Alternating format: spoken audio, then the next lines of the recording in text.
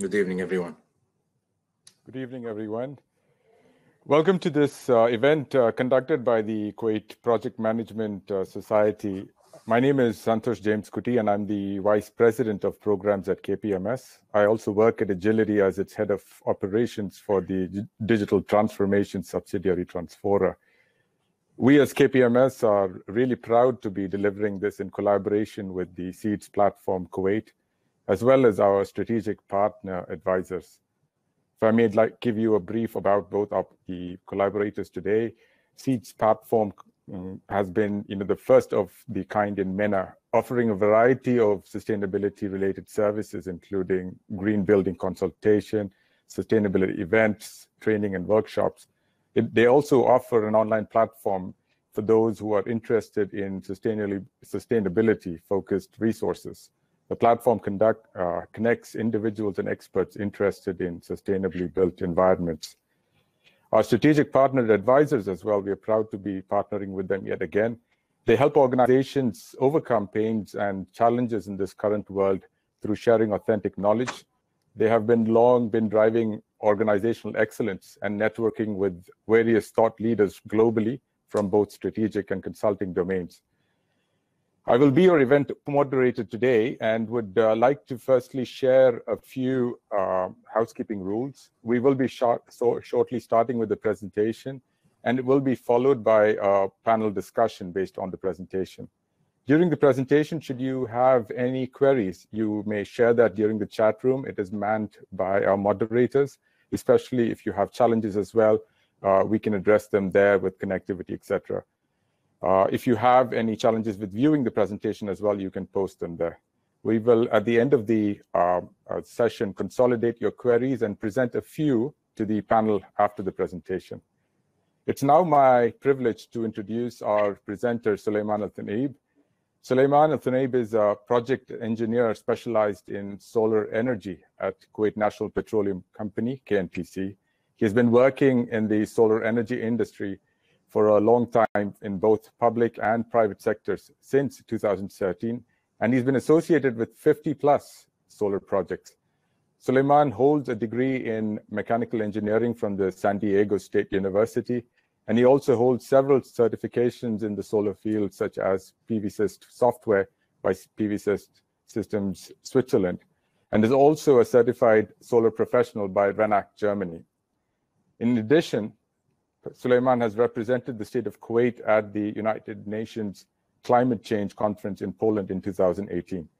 He's a very passionate, sustainability-focused individual, and we are proud to have him as part of our group here today to present this topic that will influence future generations, both in Kuwait as well as globally. I would like to now hand over the mic to Sulaiman and wish you well. Thank you. Thank you, Santhosh.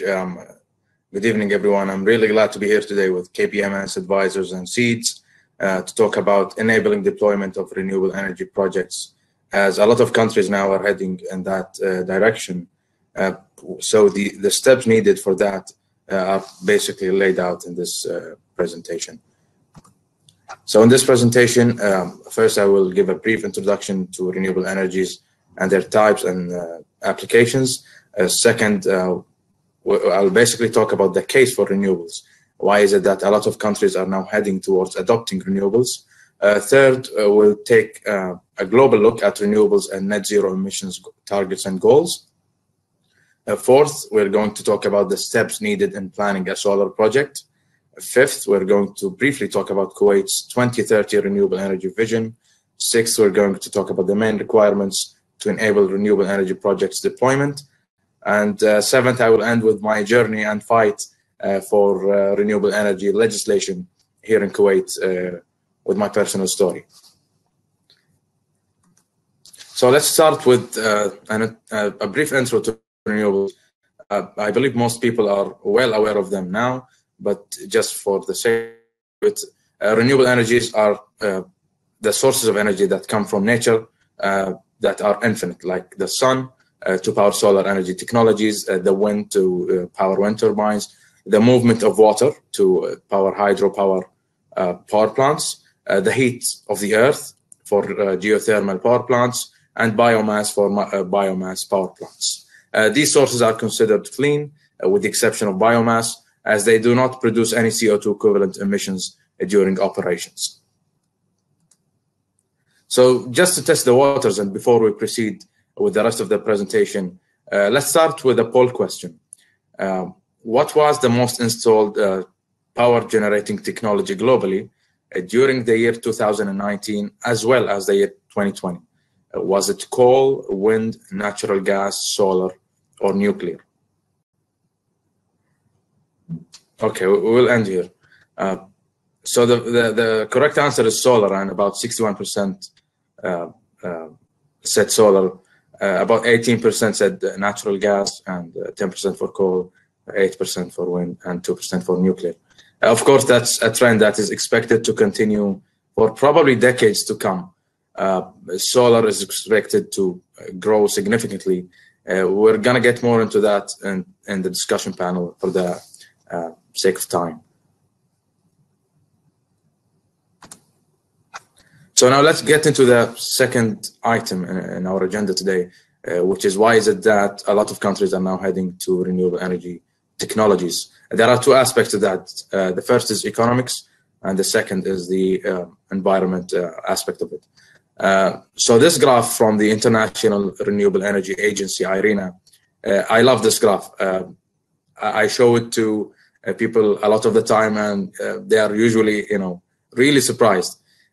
This graph compares the change in prices in renewable energy technologies compared to fossil fuel, the cost of fossil fuel technologies. That's basically the price of producing a kilowatt hour of energy or electricity between 2010 and 2019.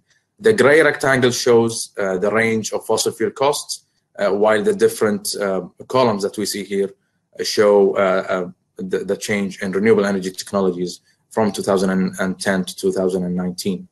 We can see that solar photovoltaic, solar PV in specific, dropped from 0.378 US dollars per kilowatt hour in 2010 to 0.068 dollars in 2019. So that's a drop of about 82% in price just in 9 years. Just in 9 years. And in 2020, despite COVID-19, the price continued to decline. And in 2021, it also continued again to decline. In fact, just last month, Saudi Arabia achieved a global record. In fact, the lowest price of electricity recorded in human history, 1.04 cents per kilowatt hour through its Shaiba IPP solar PV project. So we can see the trend here, and it's probably going to continue like that. And we can see at the end of 2019, this is the global average, by the way, 6.8 cents was the global average, which was toward the lower end of fossil fuel cost range. It's a lot lower now. As I mentioned, Saudi Arabia last month achieved 1 cent. So the case economically has been made. It's not a question now. Solar is a lot cheaper in producing electricity compared to fossil fuel power plants. The second aspect of it is the environmental side. This graph from Kuwait Energy Outlook shows the sectors causing the CO2 equivalent emissions. This is specific for Kuwait. We're going to look at another graph that shows the global aspect of it. It's pretty similar. We can see that it's mainly 4 sectors that are generating the most, almost all, in fact, CO2 equivalent emissions. In Kuwait, that's the first is electricity generation, responsible, depending on the year, for about 50% of CO2 equivalent emissions in Kuwait. The second is transport, about 20% or so. The third is industry, and the fourth is oil and gas production and refining. So it's very clear here that since electricity generation is responsible for about 50% of CO2 equivalent emissions, renewables would be a perfect solution to reducing global greenhouse gases emissions. And that's why a lot of countries are heading in that direction, along with the economics. This is just a comparison between Kuwait's CO2 equivalent emissions per capita compared to the global average, the European Union average, and the Middle East average. we can see that CO2 equivalent emissions per capita here in Kuwait are almost 4 times the global average, the Middle East average, and the European Union average. So that's a quite high emissions rate per capita. And renewables, especially the sun that we have here in Kuwait, that we are blessed with, using renewables to produce electricity can help significantly in reducing greenhouse gas emissions from Kuwait. This is the graph I was referring to, the global issue, the greenhouse gas emissions by sector globally. We can see, again, electricity and heat are the top. They have the lion's share. We can see transport again, manufacturing and construction, agriculture, industry, and so on. So it's clear that renewables are going to form a huge part of the next few decades in reaching net zero emission targets, which are now being set by a lot of countries. And I will allude more to that in the next slides. And now let's move to a global look at renewables and net zero emissions goals. A lot of times when we talk about renewables, people tell me and ask me, have renewables been implemented anywhere? And you know, sometimes I answer, you know, but a lot of people don't know. Sometimes I answer, Costa Rica in 2019 ran for 100 days at 100% renewables for its electricity. A lot of countries are now adopting huge shares of their energy mix from renewables. We're gonna get to one of the major economies in the next slides. But a lot of countries are now heading towards that direction. South Australia, for a period, also ran on 100% renewables for their electricity. So renewables can meet huge percentages of the energy mix and energy needs in a lot of countries.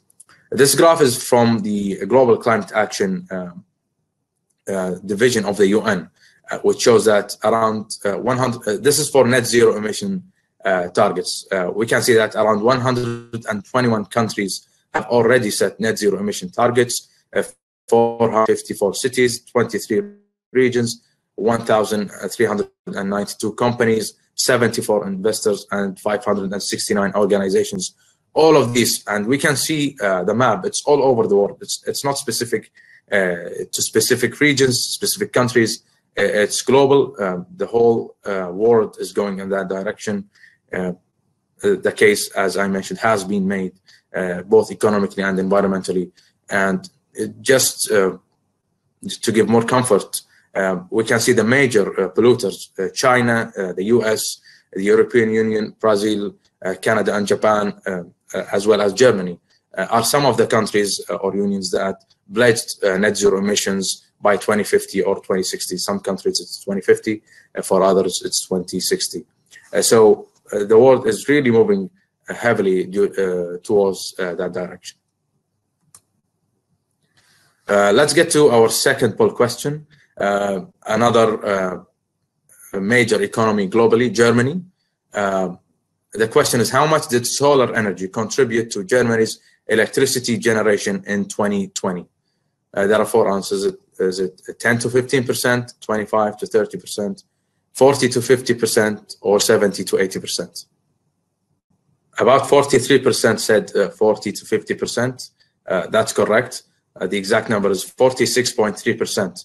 So when talking about a huge economy like Germany, a huge country, a huge population, when you have renewables meeting such significant percentages of their electricity needs, that really gives comfort to the rest of the world and having assurance that adopting renewables will not sacrifice the integrity of their grids and electricity needs.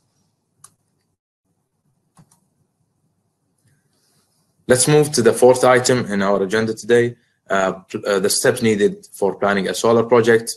I believe a good portion of our audience today come from a project management perspective. So that's more to these types of audience on the steps needed to execute successfully, hopefully, a solar project. So at first we have the project idea. in which we have the intention to build a solar PV plant or a CSP plant. In this stage, we have rough details, really rough details about like how much area we have, if that's even decided, what type of solar panels are we going to use. In this phase, we start to explore potential sites. And then we move on to the next stage, which is feasibility study. In this stage, we do site visits. Usually we consider multiple locations. We study what's called the solar resource assessment, which basically looks at how much solar energy or solar radiation this specific location receives. And we can do that with multiple locations and end up with the results, which gives us the results where is the best location to install such a solar plant. And the feasibility study stage, also usually after the solar resource assessment, the site is selected among usually multiple sites. We also conduct preliminary legal, technical, and financial assessment of the project depending on the country. And also for large projects, we also study the impact on grid stability. Of course, renewable energy sources are intermittent sources, so the sun isn't always shining. Sometimes we have dust storms, sometimes we have clouds. So all of these have to be studied during feasibility study.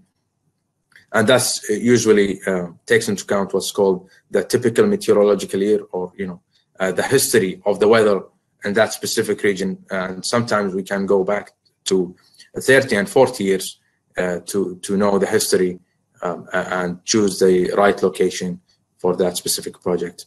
Another extremely important step in solar projects is securing the land. And I know a lot of projects have been canceled because they weren't able to secure the land. The next would be the front-end engineering and design, or FEED. This is usually not done in solar because the technology is developing extremely quickly. And every few months, we have new types of solar panels, new types of inverters, or new technologies to improve the existing types that we have, whether it being solar panels or solar inverters. Usually the selection of the type of solar panels and inverters is done in the engineering phase at the beginning of the EPC phase or the construction phase of the project. Governmental approvals and permits are extremely important in solar projects to be obtained ahead of starting construction. Signing the power purchase agreement with the ministry or authority that is responsible for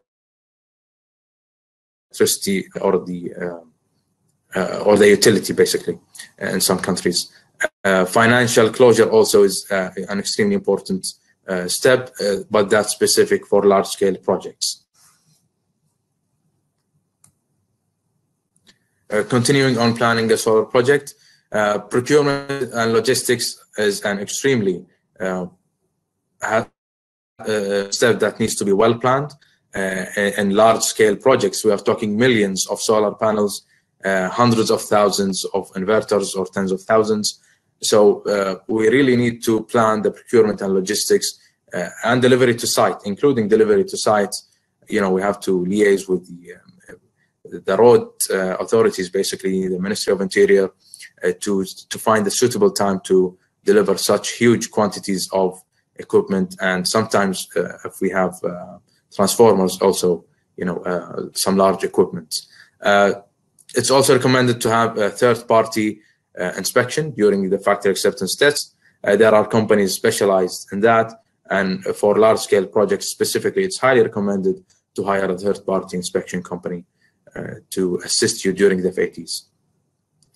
Construction planning is another extremely important step in planning solar projects. Huge solar projects are basically a repetition of a small unit. We have a unit that's composed of maybe 10, 20, 30 solar panels with its cables connected to an inverter. And then we have this unit repeated over and over and over again in the same site. It's a huge capacity, power generating capacity. So we can basically construct the whole plant if we have a lot of manpower at the same time and finish early, or finish during a short period of time. For large-scale solar project construction period, the entire EPC phase, engineering, procurement, and construction, it takes about 18 months. Weather stations are a must in solar projects. Even before starting construction, it's highly recommended to install weather stations in multiple locations to see which location is best for solar or any other renewable energy technology in that location. We usually study multiple locations in a given country and then choose the optimum location.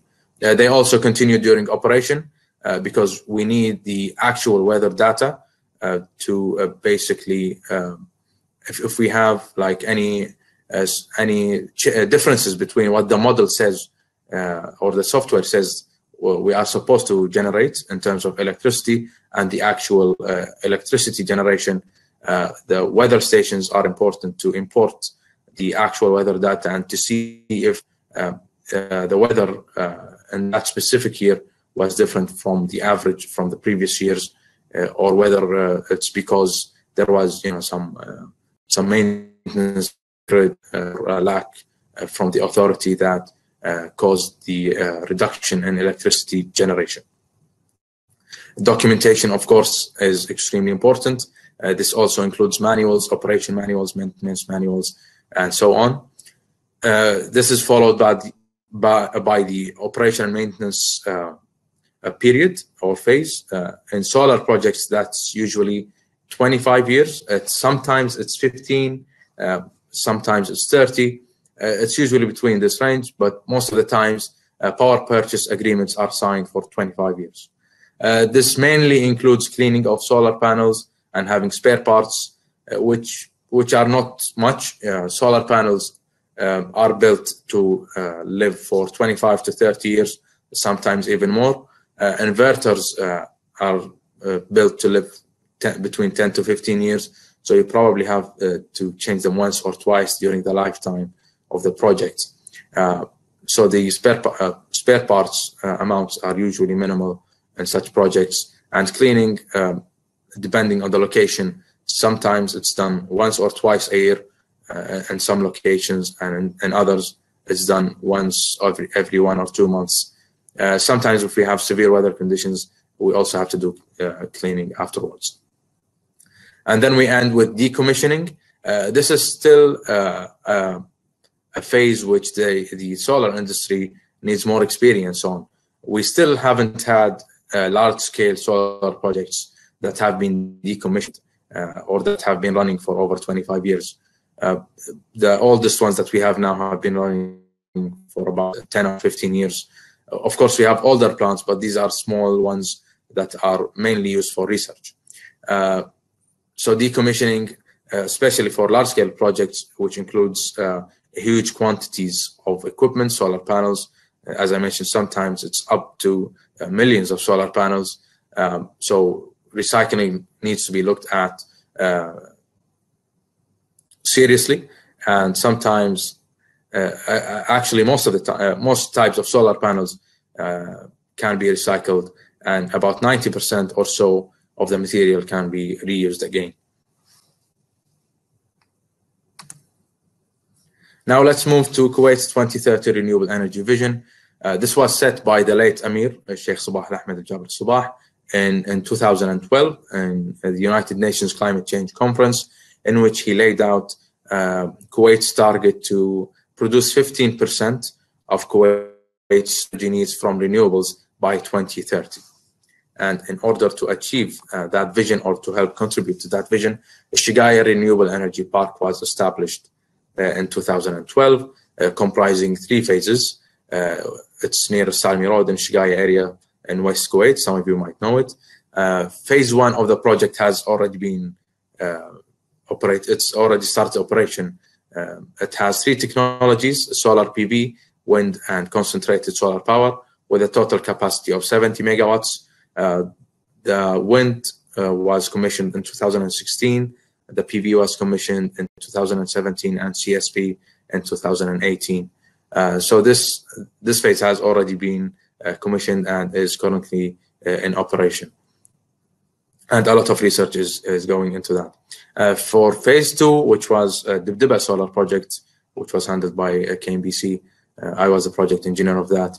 It was 1,500 megawatt of solar PV, and phase 3 was is planned to be 2,000 megawatts. And now phase 2, the Dibdiba project was transferred from the oil sector here in Kuwait to MEW, the Ministry of Electricity and Water and Renewable Energy, to be a PPP project, basically a BOT, and the private sector is going to contribute to that. Recently, just on Sunday actually, which is good news, phases 2, the transaction advisor tender for phases 2 and 3 was issued.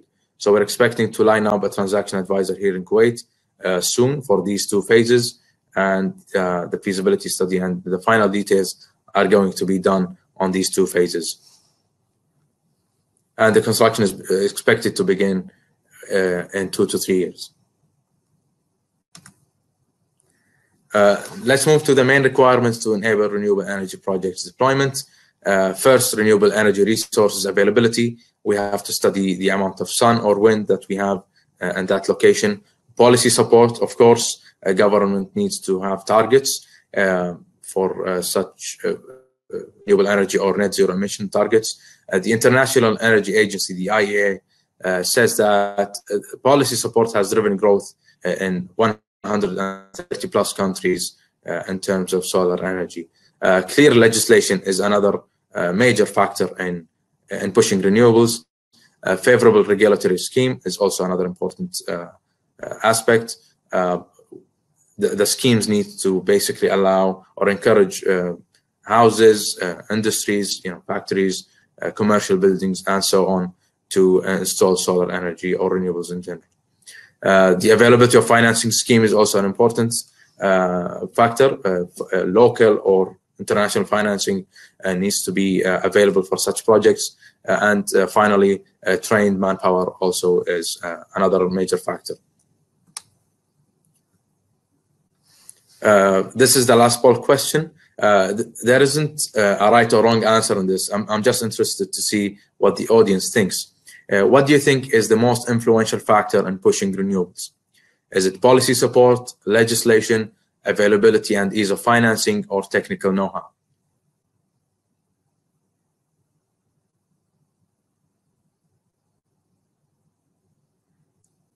Again, this is more of an opinion question. There isn't a right or wrong answer.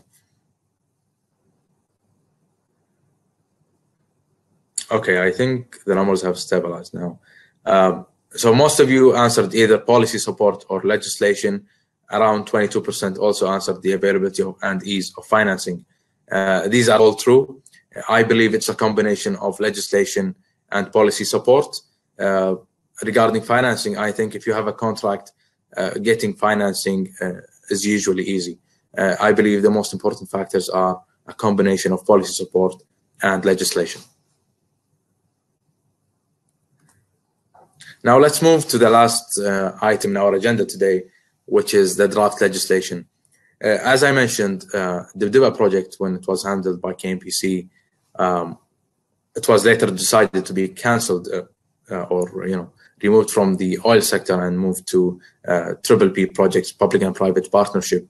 The project was cancelled last July, and this was really a shock to me, as I worked on the project for almost 3 years, from feasibility and so on. We actually reached award of EPC contract. So because of my passion and my background in this area, I started to think of how can we do something about this, especially given the solar resource that we have in Kuwait, and the cheap price of electricity produced from solar energy, basically in the last few years. So I started in August and September in writing articles in KW Researchers, which is a scientific website. It's not political. It's basically all facts. And they started getting attention. And some of you might know we had parliamentary election in Kuwait last December. So we started having a political campaign, in October and November, and ending in December. So that also helped. I thought of, due to my experience in this area, to draft the law basically here in Kuwait. One of the major reasons I forgot to mention, the Adra project was cancelled, wasn't legally allowed to sell electricity to MEW. It was supposed to be in Kuwait we are used to the other way around. MEW produces electricity, distributes it, and sell it to customers. And this project, it was going to be the other way around. KNPC was going to produce the electricity and sell the electricity at cost without profit. KNPC is a governmental company at the end, and sell it to MEW. But we faced several legal issues which did not allow us to proceed with the project. So I took it upon myself to draft the legislation in Kuwait and do stakeholder management basically and lobbying. These are some of the pictures during that period between, I would say, probably September and December. I met with a lot of members of parliaments or candidates at that time. I managed to lobby around 17 out of 50 members of parliament to support this legislation. I also met with the minister at that time several times, Dr. Khalid Al-Fadl, and I submitted the legislation officially to the parliament last December. Spectators probably can see that the parliament has been almost on hold since December. There hasn't really been any progress. But I was asked to present the law to the parliament in the presence of the Minister of Electricity and Water and the concerned from the ministry to see if they have any comments on this draft legislation, which we'll get into in the next slides. And hopefully I'm continuing the fight. I'm not going to give up. I know the summer vacation for the parliament is coming up soon. Even if that doesn't happen before that, I'm going to continue after it. And I will push as much as I can to have this law, to have this draft law become actual legislation. So let's get into some of the main points in the legislation. I'm not going to get into a lot of details, just the main points that the law mentions. It's called the draft law to enable and encourage renewable energy systems and reduction of greenhouse gases emissions. So first, the law allows any entity or person to install renewable energy systems to feed or to sell electricity to the utility, or for both purposes. For example, we can use some of the energy to feed our loads and the rest to be sold to the utility. In our case, the Ministry of Electricity and Water. This exists, by the way, in a lot of countries. And as we mentioned, producing electricity from solar is a lot cheaper than fossil fuel. So allowing houses, industries, factories, commercial buildings to install on their rooftops and then sell electricity to the utility would be a good deal for the country, actually. The second point would be allowing the utility to purchase electricity. So it has to be both ways. The customers need to be allowed to sell the electricity, and the utility needs to be allowed to purchase that electricity from renewable energy system, from any entity or person. It also allows any entity to sell electricity generated by renewables to another entity. So it also allows for private companies to install solar systems and sell electricity to, say, factories. That would be probably a lot cheaper for factories to get it from solar rather than getting it from the grid. Of course, in Kuwait, that's not the case at the moment because electricity is heavily subsidized. It also allows to deduct the equivalent amount of electricity generated by renewable energy systems from any entity or person from their bills, basically. So this system is called net metering. As for selling and purchasing electricity, it's called feed-in tariffs. So both schemes are usually allowed in laws, and both are introduced here in the legislation. It also puts the choice between selling electricity or having it deducted from the bill to the owner itself. That's the citizens, basically, the companies, the factories. It also allows it gives electricity generated from renewable energy systems the priority in supplying electricity needs over the system without affecting the grid stability. It sets gradual renewable energy targets for the countries for different years. For example, 30% by 2030, 50% by 2050, and 100% by 2070. And last but not least, it talks about Paris Climate Agreement and puts some obligations on the country and the entities here. In compliance with Paris Climate Agreement, the Environment Authority shall set the amount of emissions that need to be reduced by the country and the ceiling of emissions by the country until the year 2100, the end of the century, basically, in compliance with the Paris Agreement. It also mandates annual reports to be submitted to the Environment Authority by all relevant entities responsible for such emissions regarding the sources of their emissions, the reductions in their emissions in the previous year, and plans to reduce their emissions in the following year. The Environment Authority is responsible for monitoring emissions reduction plans to ensure the country's compliance with the Paris Climate Agreement, and they shall submit annual reports to the Parliament and the Council of Ministers regarding the same. I've reached the end of my presentation. Thank you, everyone. I hope you have found it useful. I know we had limited time. I will be available in the discussion panel, and of course, you are more than welcome to reach out even after the session. Right now, I'd like to begin with Yuser Almutawa. She is currently the COO and co-founder of the Seeds platform company. She's a civil engineer with a Master of Science in Modern Building Design.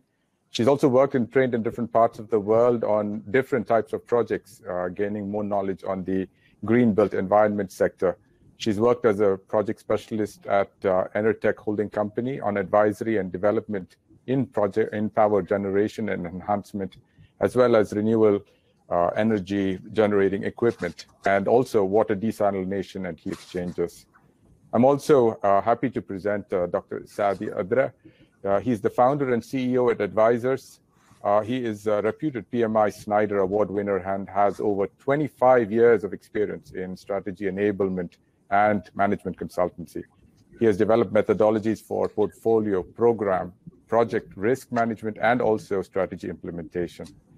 We've been proud to be associated with Dr. Saadi. He has sponsored and directed multiple PMO-led and consulting projects in multiple industries, such as oil and gas, agro-industry, government education, engineering, power.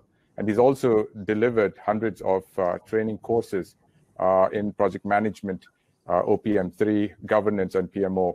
And his organization Advisors continues to do that on a weekly basis. Last but not the least, I'd also like to welcome Wael Aljasem. Engineer Wael is a graduate of mechanical engineering with an MBA specializing in project management. He has spent the past 22 years at the Kuwait National Petroleum Company, KNPC, in the field of refining with mega projects experience, and currently is working with also PIC, the Petroleum Industries Company, as a team leader of mega projects. He is also the founder and a board member of the Kuwait Project Management Society, and was also a previous executive and board member of the Project Management Institute, PMI Arabian Gulf chapter. Wael is both certified in his ISO 9001 as a lead auditor, as well as PMP from PMI. He's a change manager, and he's been managing successful programs from APMG as well. Welcome all, and thank you for being on this panel. We've received a lot of queries, actually, and these queries have come from a global audience. We are really pleasantly surprised at the quality as well of the queries, so thank you everyone for them. If I may, I'd like to start with the question directed to the panel, specifically to Sulaiman. Sulaiman, this is a national query that Martin has requested for an answer to. He says that Singapore has invested in floating solar farms. Is this something interesting for Kuwait as well, considering sand and dust may have an impact on the efficiency? And how do you think, as the second part of the query, how do you think Kuwait is planning to store all of the renewable energy it generates? Okay, so floating solar panels or solar systems in general have been a trend recently. I honestly haven't seen any interest here in Kuwait about this. I don't think there are any projects planned here in Kuwait for floating solar systems, probably because of the limited area that we have around the coast, I would say, and given the vast amounts of land that we have in the middle of the desert, basically.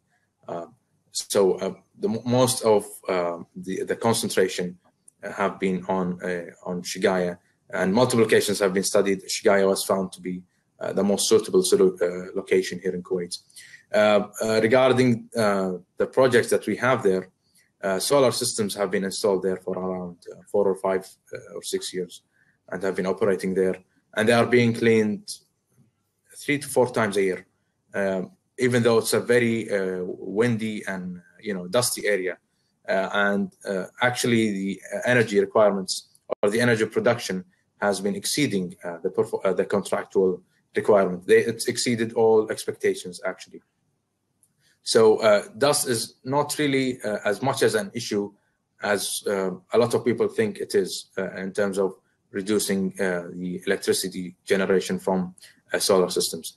As for the second part regarding storage, yes, actually in phases 2 and 3 now, as they have been combined now, there is a huge interest in storage. It is mandated actually for the transaction advisor, which is expected to be hired soon, to look at storage options in Shigaya, and definitely the phases 2 and 3 will include storage.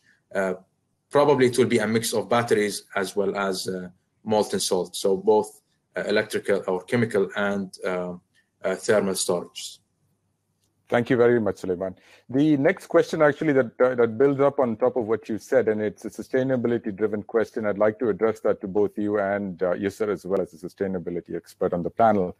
The question, which is global actually, is also to what extent do the solar batteries have a negative environmental impact? And, considering that Kuwait is a small country, how do we manage to take a hold of these batteries that may be wasted? And how do we, sustain that sustainability factor for Kuwait in the long term? Yes, sir. Do you want to start on this? Sure, I can start. Thank you. Thank you, Santhosh. So from a sustainability perspective, we would need to look at the economical, the environmental, and the social impact these batteries would have. We would have to look at also from the environmental side, especially. In Kuwait, we don't have a lot of recycling amenities, let's say, especially that a lot of electronics get wasted. We do have a couple of factories that recently actually have launched, which is a lovely thing to have. Although they have established, they are private and they're not, I would say, pushed by the government, and they're not supported that much with the government. So I see it as a collaboration between the private sector, the public sector. To do this effectively, it would be 2 sectors combined to basically implement a recycling or a, let's say, an environmentally recycling amenity for those batteries on the longer run. The social impact obviously would be, it would provide a lot of jobs for people in the sector, especially coming from Sulaiman's background. People like Sulaiman, I think it would be a good employment sector for that. And looking at the economical side, of course, it would be an amazing opportunity for Kuwait. Sulaiman, thank you, Yuser, for that. Do you have anything in terms of the strategy that the government has decided as well on top of this? Yeah, I totally understand the question. Of course, there has been a lot of concerns recently about the materials these batteries are built from, and it's mostly around lead. But in the last few years, there has been a lot of developments in building batteries from different materials, actually, and also trying to get ways on how to environment-friendly recycle such batteries at the end of their lives. Batteries, of course, the developed ones can run up to 10 years. So you'd probably need to, recycle or change them once or twice during the lifetime of a solar project. But I totally understand the concern, and a lot of research is going into that at the moment. Thank you. Another question is related to the legislation, Sulaiman, and again, if I may direct this to you, several queries have come up on that. One is basically, have you drafted this legislation similar to the USA's PURPA legislation? And they also want to know, is the legislation considering it as ancillary services to the grid? Is that going to be, building up on in addition to the existing grid, or is it going to be a separate legislation and dealing specifically with solar? Okay. As for the first question, I looked, of course, at several legislations around the world. I looked at California's, Jordan's, which has a very good legislation, Oman's, and several other countries as well. I'm not aware of that specific law that's being referred to. It might be the one I read on California, but it is similar to a lot of countries. It's basically feed-in tariff and net metering. These are the two ways, basically, in solar energy globally, and these are addressed in the legislation. And regarding the ancillary services, it's absolutely addressed. And it actually gives the Ministry of Electricity and Water and Renewable Energy to issue the specifications. It mandates MEW to issue the specifications for such services within a year of that draft legislation becoming a law. Thank you, Sulaiman. The next question, I'd like to address it to Wael and to Dr. Saadi as well. It's a question related to mega projects. So, both of them have had experience consulting and dealing with mega projects, as well as you, Sulaiman. The question that the person has posted is, mega projects have a certain shelf life as well as implementation difficulties in the current situation globally, let alone in Kuwait with some of the challenges that Sulaiman had mentioned. So the user is asking basically what can be done at a high level to add into the boiling pot of mega project success to ensure for the success over the near term and the short term, especially of something like solar power. If I may start with Wael, please, and then to Dr. Saadi. Wael, you're on mute, please. Thank you for that. Good evening, everyone, and thank you, Santhosh. Based on what I see, what Sulaiman has presented, implementing renewable energy projects like solar, they're much faster. They have a much faster pace than conventional projects. So this adds to the complexity of the project. So you need to take into consideration the advancement of technology and how do you counter that. So that by itself is a risk. So, for example, you cannot implement lump sum turnkey projects due to the changes. So you need to be more agile. And Dr. Saadi, do you have any input from your experience globally as well? Well, actually, I second Wael's opinion. The problem is that by the time you go through the bidding and the selection of the site, until you lock on a certain contractor, the technology usually by that time changed. And luckily, it changes to the best, okay?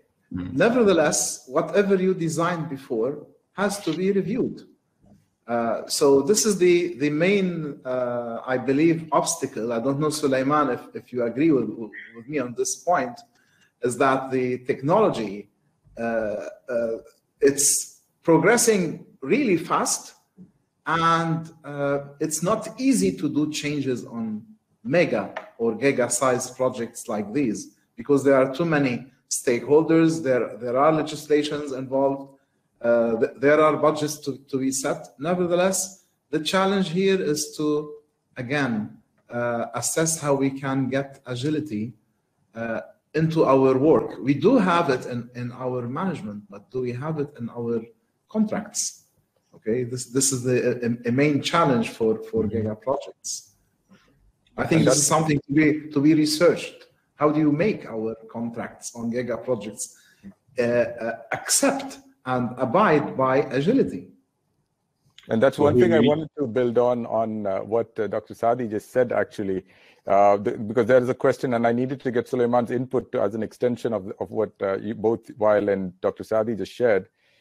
Many users have, pointed out quite interestingly, that the biggest obstacle right now they've seen in Kuwait is the very cheap cost of electricity, which is, of course, strongly and highly subsidized by the government. So is there a real motivation for house owners or commercial and industry parties to install solar, since the grid is currently way cheaper, and also there's a heavy requirement for air conditioning and other abilities in Kuwait, which is not so much in other countries up in, say, Northern Europe, as well as in the Americas. So the policy discussions then in that case revert back to what is the impetus for people to move away from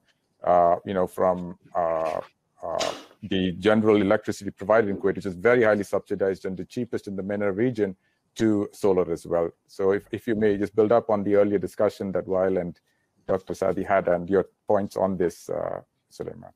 That's what the draft law is trying to solve. It allows users to sell electricity without having to raise electricity tariffs on them, because that wouldn't be acceptable in Kuwait, actually. It wouldn't pass the parliament, at least not at the next few years. So the legislation allows the users to sell electricity to the government, because otherwise they will not install such systems, because as everyone mentioned, electricity is extremely heavily subsidized. It's almost free for residential sector. So no one will install solar panels. It's very few projects that I have seen in Kuwait from an environment aspect installing such systems. So the law rectifies that and allows users instead to install such systems and sell them, and sell the electricity generated by such system to be sold to the Ministry of Electricity and Water at a rate that would be profitable for users and profitable for the government, since currently the average price of producing a kilowatt hour of electricity in Kuwait from fossil fuel is 35 fils per kilowatt hour, while, as I mentioned, last month Saudi Arabia achieved a 1 cent or 3 fils per kilowatt hour. So the cost of producing electricity using conventional ways here in Kuwait is more than 10 times the cost that the world has reached in terms of producing electricity from solar. Yeah, if I may interject here, please, Wael. The burden of producing electricity on the country is increasing, and that's what also Sulaiman was alluding to. So from a government point of view, yes, there is a push, there is a need. Actually, it's almost critical to start moving towards renewable. But then to the other part of the question, talking about households installing, solar panels, the benefit comes here from reducing your electricity cost to the government. So, for example, if you're paying 100, 500 KD to the government for your electricity bill, depending on how much you can install solars on your house, you will reduce by 50%. And I think that's the case in Europe right now. Many of the houses that have installed solar panels, they have reduced their electricity bill because they're almost self-sufficient. And those who produce extra, like Sulaiman said, they can, based on the legislation, hopefully, if it is passed, they can sell whatever excess they have back to the utility providers. Yeah, So if I may say something. There's a strong case towards renewable. Yeah. With respect to households, I believe this requires a feasibility on its own. It requires some microfinance, okay? Because you're not managing a giga project, but you are trying to spread a trend whereby people would make their own decision to invest a sum of money. And if there is some sort of microfinance, deduction of taxation, availability of the upfront investment and things like that, which requires also another legislation, okay, to make this happen. If this is the case, then people would start to think seriously about it, and it gives a push to renewable a lot. Fantastic. We have around close to 5 or 6 questions, and we'd need around 10 minutes to cross it, but we're just a minute away from the 8 p.m. thing. If the panel agrees, we could take those queries, and if the time extension is okay. There are still 109 people attending. No problem. Yes, fantastic. So if I may, Sulaiman, I have a couple of questions directed specifically to you. One of them is, this is a very interesting business discussion in terms of the CapEx, OpEx, and also the decommissioning and recycling cost. From the economic point of view, do you have insights that can be accessed for the general public on how we as Kuwait are planning to implement it and what the financials look like, both from a government or even if the government wants to do this as a BOT, build, operate, and transfer capability. Do you have any quick insights to provide on that? So the triple P law that we have here in Kuwait gives basically establishes the project company, which is owned 50% by citizens. It becomes a stock listed company. 50% of the shares are owned by citizens. The investor or the developer can own up to 40% of the project, and the remaining, usually 10%, can be contributed to by the government. In terms of capex and opex, in solar projects, about 80% of the total cost of the project is in capex. So these types of projects are front-loaded.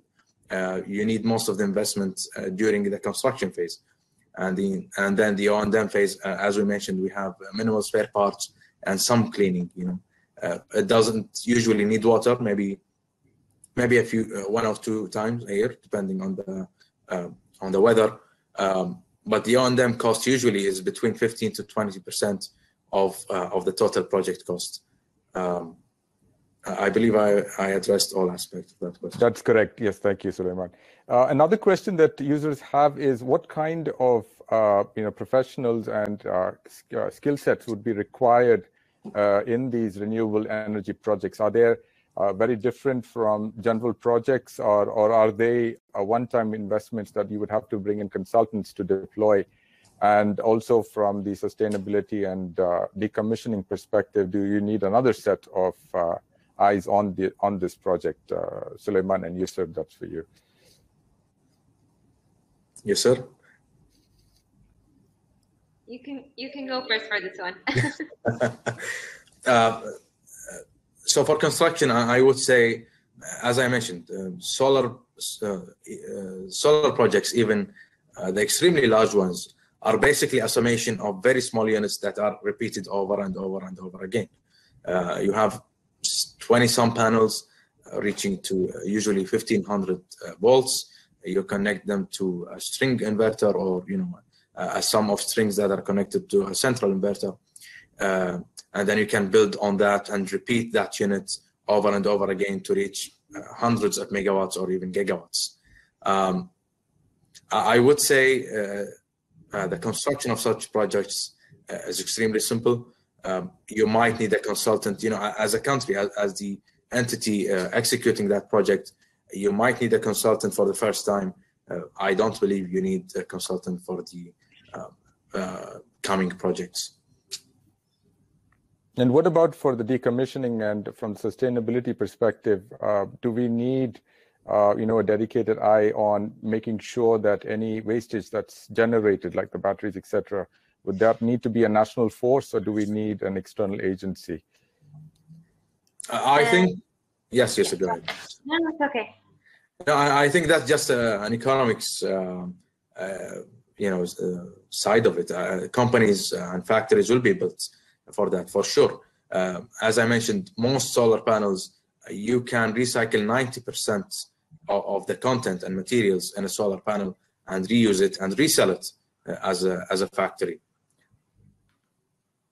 Fantastic, thank you.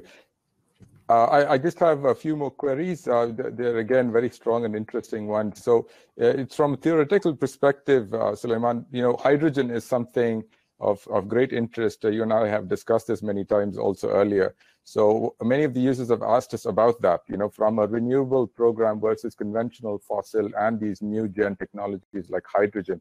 What is your uptick on that? Like Saudi, for example, is also investing with their new cities that are coming up, hydrogen-driven projects. So do we look at regional leads as well as international leads, and is hydrogen also a viable option as opposed to just only solar and other conventional fossil programs? So green hydrogen is actually compatible with solar. You produce green hydrogen through solar energy. Hydrogen in these cases is produced through electrolyzers. It's an electrical machine that you can power with conventional sources or solar or wind. Producing green hydrogen requires renewable energy sources to power electrolyzers. Green hydrogen, I think, will be one of the main topics in energy globally in the next few years. It's already a big topic. The $5 billion project that you just referred to in Saudi Arabia and NEOM will definitely significantly reduce the cost of producing hydrogen from renewable sources. It's not a new technology. We know renewables, we know electrolyzers, we know hydrogen, we know pipes, we know tanks. It's putting all of that together and having to ship the hydrogen in a proper form is what's now being looked at, and how to basically do that in an economically profitable way. A lot of countries, Europe is going hugely in that direction, and Japan as well. The project we referred to in Saudi Arabia is an extremely huge project. It's a $5 billion project. I think it will lead to a significant reduction in green hydrogen costs in the next few years. Currently, in most countries, it's not currently economically feasible, but I think very soon it will be. And it has a lot of uses. Thank you. Sulaiman, so finally, there is a question which people are interested in on, what are the constraints that you're faced with, both from a legislation and what you've seen on the ground within Kuwait from executing on the renewable projects, and generally your insights on, what are the success and strategic factors for driving successful, mega renewable projects. Your insight on this, on the 50+ projects that you've worked on, is valuable information for this global audience. So actually, the largest constraint here in Kuwait is the lack of legislation. The only way now to install solar here in Kuwait would be through the BOT or PPP scheme, which only allows large-scale projects. It doesn't allow what's called distributed generation, what we talked about, like in households and commercial buildings and factories and all other sectors, even in agriculture and the agriculture sector. All of this is not allowed here in Kuwait, or at least not incentivized, because as we mentioned, electricity is heavily subsidized. These sectors will not install out of, economic reasons. I believe that's the main obstacle. There is a huge interest in terms of the people here in Kuwait. The government, I think, needs to work a little more harder in pushing renewables and planning for more projects than we have. I think the 15% by 2030 is not enough. I think we can do more. And that's what I mentioned in the legislation for the upcoming years, to push for more aggressive targets for Kuwait. Thank you very much. So, we've covered, all of the queries, and I thank you all for having stayed with us. Even we've had a wonderful audience as well, close to 115 users at a point. So thank you very much for your insights, Dr. Saadi, Wael, Sulaiman, and Yuser. To the audience, I just briefly mentioned this during the chat. You are eligible to raise PDUs for this event. And for those of you who've stayed with us to the end, there is an email going to come out to you from our group on the just giving you your certificate of attendance, as well as the way to raise your PDUs for this event. Please do keep your eye out for new events that will be coming out. I'd like to also thank both our collaborators, Seeds Platform, Yuser and Yasmin, Dr. Saadi and his team from Advisors Company, Wael, who has been a strong supporter of the Kuwait Project Management capability, and Sulaiman, your passion and your love for this country and for sustainability, we applaud that. So thank you very much for driving that message in this current environment in the country and globally. So I wish everybody the best, and we thank you for your attendance as well. This is a signing off for now. Thank you. Thank you, Thank you, everyone. Thank you. Thank you very much. It's been a pleasure. Thank you. Thank you all. I just would like to invite everybody to our next event, which will be on June 15 with IPMA.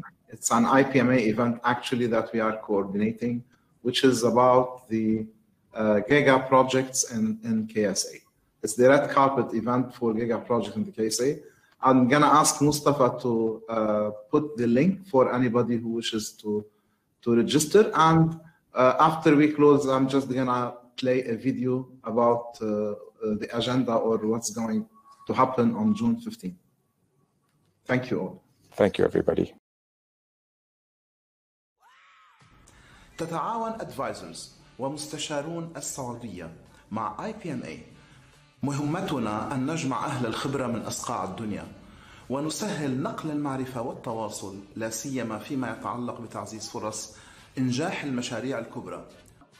يسعدني ويشرفني أن أدعوكم لنفتح معا آفاق التعاون، وهذه المرة مع الجانب الأوروبي الذي سنبني معه جسورا من الخبرات والكفاءات، والتي بدورها أثمرت على إنجازات ونجاحات في عمليات إدارة الاستثمارات للبنية التحتية والمشاريع العملاقة، وفتح باب الحوار لمن يمكن الاستفادة منها في دعم بعض أضخم الاستثمارات وأكبرها، ونحدد بذلك الطموح للسير نحو تحقيق رؤية المملكة 2030. I'm very pleased to welcome the major decision makers in the Saudi Arabian first red carpet event of IPMA in the Kingdom of Saudi Arabia. During this event, we will talk about being competent in project management. I think project success is a choice, and I'm really looking forward to see you at the event. I share the organizational competence in project management, and I will talk about IPMA Delta model that we have in IPMA, and this model helps organization to move forward and raise the competencies in project management. Share with you my experience about the contribution of the IPMA methodology to the successful management of very large infrastructure projects. We'll speak on how IPMA certification can help you and your team building better project and portfolio management expertise. To know how to select and choose your team member, how to build the team spirit, how to motivate your team, how to develop their competences. Dame Hajba will share his experience of the Rosatom overseas company in project management system implementation and development, and the value of IPMA Delta assessment for the company to raise the competence in project management. Experience about the implementation of IPMA Delta at the biggest telecom company in Switzerland. These are topics from people certifications, project management oriented companies to PM excellence. What IPMA has been doing over the period of more than 50 years for the project profession. Why competencies of people are much more relevant for success than just knowledge. The only thing which counts is what you really did, why you did it the way you did it, and that you constantly learn and improve. Because a bridge is built by competent people, not by tools, processes, or methods alone. Competent people deliver, on time, in budget, to the required quality.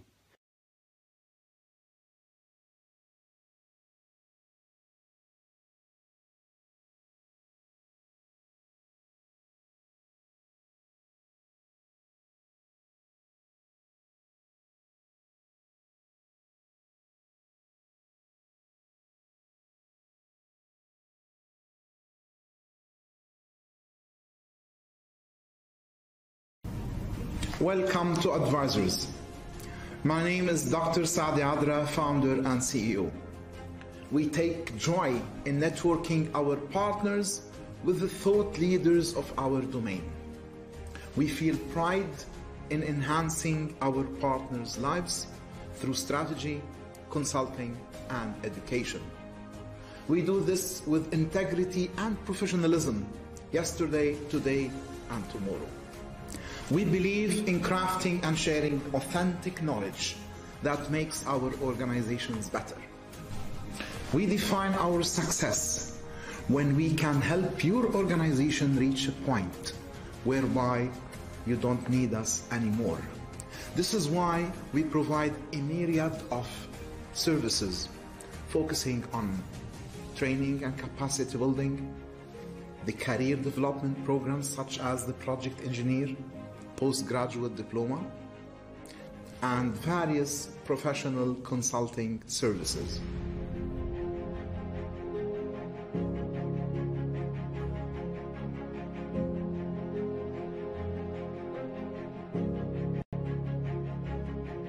Express my support for advisors. We love advisors.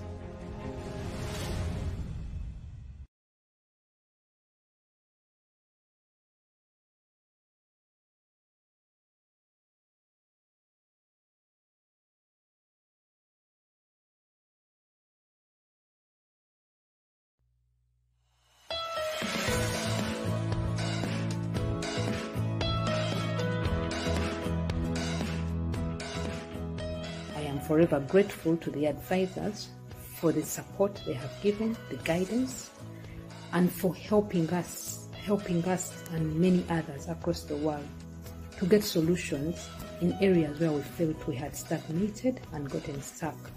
I sincerely want to thank the advisors and encourage them to continue with this very good gesture and this cause, because many people out there are still hungry for knowledge and we seek to learn from each other. It is a great pleasure to benefit from advisors' webinars. In the Kingdom of Saudi Arabia, and I support advisors. I have been following advisors' webinars, very informative and fruitful. And out of advisors, thank you. And I am proud to partner with advisors. I'm proud of advisors for helping us thrive and grow even stronger in the face of adversity everyone is living nowadays. Behind every webinar, there are a great deal of skilled professionals helping us keeping our mind and experiences updated, which ensures we are always performing at the best ability. Thank you, advisors. For attending valuable webinars. I love advisors. Nandri. I love advisors. Thank you. I thank advisors and I appreciate the work they do. Big up. And I benefit from advisor webinars. Thank you very much. I'm very proud to be part of a leading educators community, advisors. And I support advisors. Yeah, I thank and I'm proud of advisors. Hi, I enjoy advisors webinar. And I support advisors. Keep up the good work. High level of speakers, but above all, the passion of Dr. Saadi Adra to get the most answers to the questions of the audience. Thank you, advisors. Recommend stay tuned with advisors. Thank you. This is to express my gratitude to all advisors and support them to keep working on. I love and I'm proud of the advisors. And I want to thank advisors for sharing valuable knowledge to benefit all. I support advisors. I attend weekly advisors webinars and social. I support advisors. And I support advisors. And I thank and am proud of advisors. Thank you for all experience. I support advisors. I support advisors. Thank you. I love and keen on advisors. Thank you. Hi, advisors team. Thank you for knowledge sharing. I do really appreciate it. I love advisors and benefit a lot from their webinars. I personally thank Dr. Saadi Adra and advisors team for arranging these webinars during this difficult time. I really appreciate all the topics that advisors are offering in their webinars. I benefit from advisors' webinars. I support advisors in all webinars. I support advisors. Thank and I'm proud of advisors. I benefit from advisors' webinars. benefit a lot from advisors' webinars. I support advisors from Chile. My full support for advisors for what they are doing. Keep it up. I benefit from advisors' webinars. I've really benefited from the webinars. Thank you for organizing those webinars. I'm proud of you guys. Thank you. Keep it up. I support and recommend advisors to everyone. I support advisors and I benefit a lot from their weekly webinar sessions. Thank you. I thank and proud of advisors. I would like to appreciate the value or benefit that I've been getting from the advisors group through their webinars and interactions.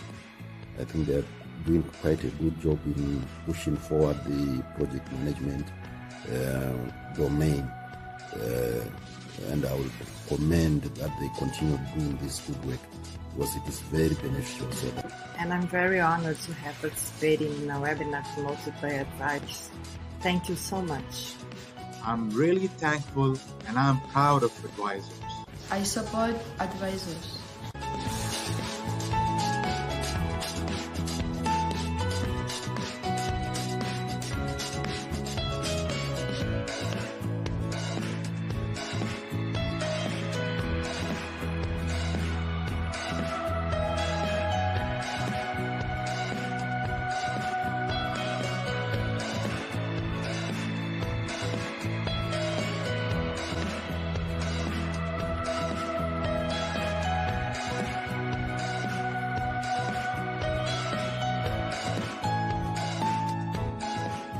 I'm a fan of advisors because they stepped up in a time of crisis and demonstrated how we can advance project management during the current pandemic and beyond.